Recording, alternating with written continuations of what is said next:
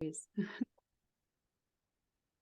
Liz, welcome so much to the Digi Dialogue Roundtable Info Session. It's really great to have you here. Thank you so much, Denise. I'm so happy to be here speaking with you. Thanks for having me. So, we're going to start out with the first thing that is like, who are you? Like, who is Liz? Share a little bit of personal if you feel comfortable, and just a little bit about your professional background, and then we'll get to what you do with your business. Absolutely. Yes. So I'm Liz Pipitone from New Hampshire. I'm a mom of three, and I've been married to my best friend, Dave, for 12 years, and he's now my business partner. That's a new thing as of this year. So that's been exciting. My background is not at all in content repurposing. I have a teaching degree and worked in manufacturing for 10 years. So it's been all over the place. But when COVID started, of course, things changed, as of many people's stories I hear lately. And I started a virtual assisting business so I could work from home and take care of my kids who were home from school, lo and behold. And throughout that 2.5 year journey, I've niched down into content repurposing where I am now. I love that. What a great pivot and a great example of a successful pivot because as we all experienced during 2020 and a little bit beyond, I mean, so much was uncertain. It took a lot of courage, right, to go in and say, I'm going to start a business. And by the way, she is wildly successful. She's like one of my, I love her work and who she is as a person and as a businesswoman. So I'm really excited to have you here. Okay, so let's talk about navigation virtual solutions. You did a switch from virtual assistant, and then now you are doing content repurposing. Why did you niche down to that? And what exactly does that mean, content repurposing? Absolutely. So, as I mentioned, navigation started as a virtual assistant business. And while I was a virtual assistant doing all the things, writing blogs, making social media posts, writing newsletters, I realized how much wasted time and effort and creation there was if you're doing things in silos. When you create things start to finish, there's a lot of overlap. So enter content repurposing, this concept where when you strategically look at everything you need to create and you pick out what's the biggest thing that you can create and have that be 75 to 80% of your work, and then you're dripping out little pieces in other places. That is the key to efficiency with your ongoing content creating. And that's where I realized I needed to niche down and help businesses look at creating a system for themselves so they can continually get all of the content out that they need to on all their different platforms. Oh my gosh, thank you so much for saying that so simply and elegantly. Now, is the main 75% of your attention, is that your content pillar or is the repurposing the content pillars? So yes, that is your pillar piece of content. And I follow Jasmine Star. She is a content marketing guru. I highly recommend checking her out. And that's her term for content pillars. That's, again, your biggest piece that you create. And then you create a system to get all the other, 25% of your work. That's just the other little pieces that you're repurposing out of your larger piece. Oh, wow. Cool. All right. Thank you for that. So, why would content repurposing be valuable or important to someone like me, in a small, growing business? Why would I want to invest my resources and time in doing that? Yes. Well, there's a couple different reasons. First of all, thinking about your audience and your buyer's journey. You have to be in front of those people in so many different ways on so many different platforms. You're answering general info for newcomers, you're answering questions for the people that have known about you for a while. And you have to show them that you're human. That's one of the major pushes of content marketing. You have to get your audience to know, like, and trust you in a consistent way. And so that requires you to be showing up consistently, time and time again. And that can be very draining as a business owner. So I speak from personal experience, at first devoting many, many hours of my week, every single week, to creating my content. And that can definitely slow you down when you can be focusing on your business and the larger things. So just being there in front of everyone on all your audience is one thing. Another item to think about is you have an owned piece of real estate, which is your website, and you have your rented real estate, which is your social media platforms. Another reason why you want to be on all those different places, as I'm sure you've heard recently, there's certain platforms that, they might close up your account unknowingly. And if that's the only place where you had an audience of 5,000 people, they're just gone. So establishing homes for all of your audience in different places is another reason why you'd want to focus on content repurposing to enable you to reach them in all those places. Yes, makes total sense. Mm. I was just having a conversation with someone yesterday, I won't name names, yesterday about this topic. And we were talking a little bit about, and this will lead into my next question, Mhm. is that managing all the things, right? Picking the things. So in your expertise, your opinion, how would you figure out how to prioritize, like where to be, if you will, Mhm. and make, say, social media be a little bit less of a pain? Yes. I think it's time for the mathematical brain hat to go on.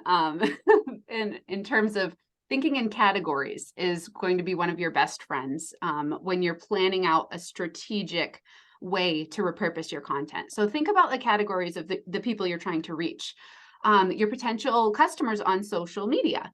How can you answer their very broad questions? If it's the first time they meet up with your account, what would you be saying to them? So that's one category. Think about the visitors to your website. They might have already had some interaction with your social media. A common fact, if you will, quote unquote fact, is that somebody has to see your content about 7 times before they click on something or make the next move to move to your website. So these people are familiar with you. But what would you say to them to get them a little bit closer to you? And then your third category, your current clients. How do you keep them? How do you nurture them? Keep them engaged with you. If they've bought one thing from you, how do you keep them, in your view until you go to sell them something again or have a new package? So think about creating content for different categories. And then think about where you could place that content in the most strategic way. Think about your calendar. Perhaps on Tuesday, you're going to be having a testimonial that goes out every Tuesday. And you're going to, market that towards the folks that are just encountering you for the first time. And think about what you would post on Wednesday, what you would post on Thursday. So if you get that weekly system, then it's very easy to imagine, okay, well, if I have a blog that I'm going to do, once every 2 weeks, what would I be pulling out of each month's blog in order to check those boxes? I love it. I love it. Okay, that's great information. I'm absorbing. I am processing. And the in studio guests, we're going to have a couple more questions. So if you have any questions for Liz, plunk it in the chat right now. Okay, so how? What would be an example of? And you've spoke to this a little bit already, but Mhm. how you could use the strategy of content repurposing to build relationships. You talked a little bit about engaging your current clients to either do more business or referring you, but could you speak more specifically to how you could use a content repurposing tactic to Mhm. build relationships with potential customers or current clients? Absolutely. So some examples that pop into my mind right away would be if you have a YouTube video that you put out, doesn't matter if it's every week or every other week or every month. You can pull out little 60-second chunks of that and repurpose them into reels. Or if you're over on TikTok reaching people, those are little TikToks that you could post. So you don't have to remake videos when you already have something, and you can have a sound bite. You could even change the image if you don't want to have the actual you talking as it would be on your YouTube video. You can have a static image of you and do an audiogram where they have the little squiggly line in front of you. I'm sure there's a better term than squiggly line, but I think everyone knows, everyone's seen those. So that's one example for how you could keep people engaged with you, and get that content out there consistently to them. Thinking about TikTok, if you're supposed to post every single day, it gets very exhausting if you're constantly trying to do TikToks. So creating a batch of those little sound bites and sprinkling them out, maybe even using a scheduler, a planning automatic scheduler, so they'll automatically post for you, that really cuts down on your work. And if you don't do video, just thinking of blogs as the other example. If you were to pull out a little section of your blog that's either very compelling or the most substantial piece that's going to give a lot of value, and you're going to put that into part of your newsletter every single week. Say you have a newsletter template, or every other week. You don't need to rewrite that part of your newsletter when you're just inserting a little bit and saying, click over to read the full blog, and you're creating relationships and nurturing your email audience that way. Oh, so many great ideas. Thank you. What trends maybe do you see coming up with content repurposing? Do you see anything that's coming on the horizon based Mm. on maybe different channels or something like that? Absolutely. Well, the content marketers that I'm kind of watching, they're talking a lot about, of course, here's the negative Nancy, economic downturn, doing more with less time, perhaps, having an agile plan. And so if you're thinking as a business owner, okay, if I have to start, making some decisions to slim down, certain allocations, if it happens to be marketing, and say you have a virtual assistant who is doing your social media, consider content repurposing so they can still create the same amount of content, perhaps even more if they're looking at a content repurposing style plan. So again, doing more with less. Another trend is the Google algorithms. It's definitely favoring more content that answers specific questions. So instead of focusing on keywords as you would, very specifically a few years back, now what's trending more is you create hubs of content. So say you are into pet food, and you would have you would have different hubs around different types of pet food, and then you could answer certain questions about those things. So you're creating little groups of content, and then Google is going to be, it favors those more, so you can help your audience when everything's all interlinked like that. Content hubs is the actual term for that. And lastly, AI is on the rise a lot. So AI options, or automatic types of content creators as well. So using your video content, uploading it onto platforms like Headliner or repurpose.io, and it's automatically repurposing it for you. We have yet to see how well those perform, but that's something to consider if you're doing a lot of repurposing of audio and video. Okay, great. Wow, that's great information. Thank you. So we're going to wrap up the Q part of this and spend a few moments with some A with our in-studio audience in just a moment. Sure.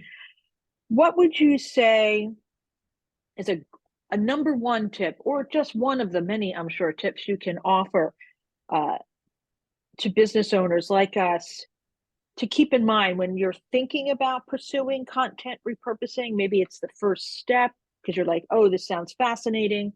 What would be the next step? Mhm. Absolutely. Some tips to keep in mind. Start small.